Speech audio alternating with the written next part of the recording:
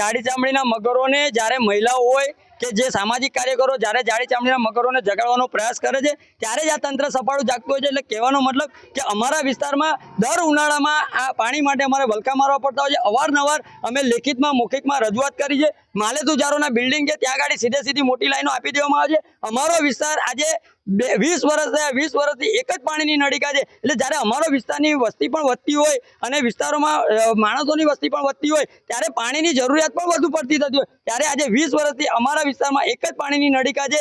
અમે અવારનવાર લેખિતમાં મૌખિકમાં રજૂઆત કરી છે પરંતુ તંત્ર આ કાળા કાન કરી રહ્યો છે। સાથે અમારા વિસ્તારના કોર્પોરેટર જે રૂપલ મહેતા એ દત્તક લીધેલું છે। દત્તકનો મતલબ એવો છે કે જરીક પણ થોડીક પણ તકલીફ પડતી હોય ત્યારે નગરજનોની વારે જવાનું। આજે 30 વર્ષથી 25 વર્ષ થયા અમારા વિસ્તારમાં આજ દિન સુધીમાં પત્તરો નથી બદલાયા। એટલે કહેવાનો મતલબ કે વિકાસના નામ પર વિનાશ કરવા બેઠા છે।